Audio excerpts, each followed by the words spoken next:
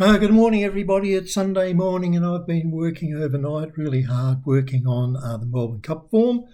Our win form ratings, by the way, have won 5 of the last 10 Melbourne Cups, including 3 winners at $20, $101, and in the early betting, $200 to $1, which was last year. We also managed to select the first 4 last year, which paid, in some quarters, $1 million. Not many got that. Okay, so you'll find here Professional Punter's Diary, where you can chase up the latest news. For example, that was Derby Day, which was recorded yesterday. 3 leagues of the quaddie. I think everybody got 3 leagues of the quaddie.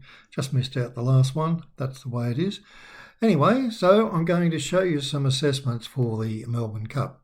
Okay, so based on my own win form ratings, you'll find that we've got here Vauban, Royal Supremacy, Valiant King, One Smooth Operator, Taranzino, Arapaho, River of Stars, Half Yours, etc. Includes all the usual suspects, by the way. We've got Observed that's run close up in the last couple of Melbourne Cups. And, well, there are plenty of ways of looking at things.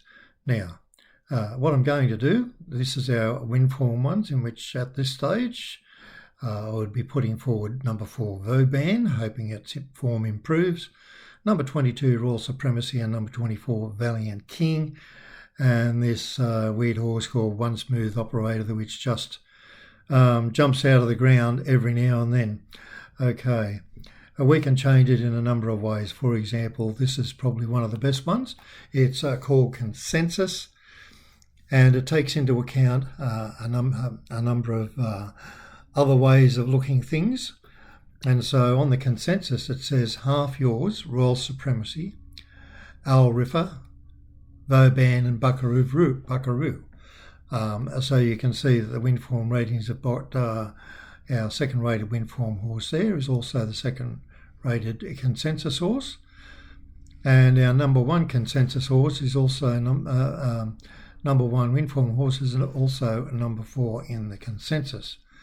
Okay, we can look at some other stuff now.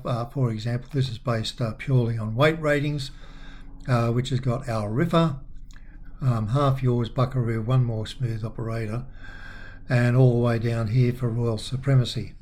So, as I say, a number of ways of looking at it. Another plan here, which has also had 5 winners out of the last 10 tracks. All of those were on good tracks, by the way. Once you get to the soft tracks, it's an entirely different thing. Okie doke.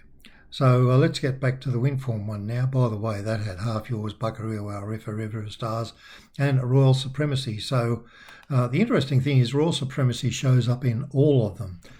And that's one of the reasons that I support it very well.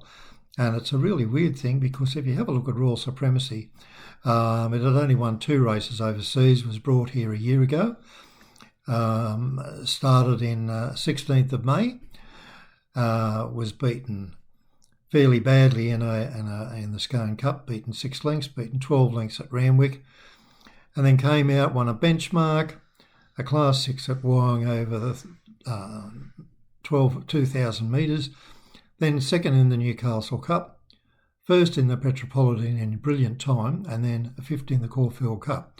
So this horse has advanced really, really quickly. It's got a high consistency rate, and it is racing in the highest class its last 2 starts. So no fears for having some money on that.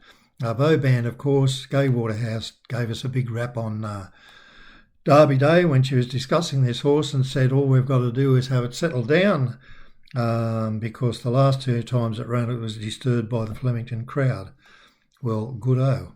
Now, the other interesting thing is I have a thing here called rate where it can re-rate the horses based on the weather and so on. So on a soft track, for example, you will still get these horses, Vauban, Royal Supremacy, Valiant King, One Smooth Operator, etc. So not a lot of change. And once again, a good reason for keeping Royal Supremacy in. So on an each way basis, that's the one that I think will do us a lot of good. Okay, I don't see a hell of a lot of changes. The biggest changes are how much rain we get. So according to the Bureau of Meteorology, the minimum we can expect on Monday is going to be 10 millimetres, but there's a 25% chance of getting 30 millimetres, which is a bit over an inch, and the track won't cope very well with that. But if it's 10 millimetres, we'll probably end up on race day of having, say, soft 5 to soft 6. If we get the big rain, it could go down to a slow 7 and a remote chance of a heavy 8, but I don't think that would happen because the track is in really, really good order, as you saw by how they ran the other day. Now, as you can see, you can come back here. You can get some of our ebooks here. They're all very cheap. As a matter of fact, you can get all of them for just $99. And always, most days, there's something on the diary that you can have a look at. Last year, 17,000 people looked at this website and did get the winner of the Melbourne Cup, but probably looked at it and thought, oh, you got to be kidding. Well, we don't kid. And we get more long shot winners over the last 60 years than anybody else in Australia. Absolutely guaranteed. Okay, thanks very much for calling. HorseRacingAustralia.info. Go and have a look there. Any updates I'll put up will be over the next couple of days. Good luck, and thanks very much for liking us, which I hope you're going to do. And I hope you had the sense to follow every minute of the broadcast.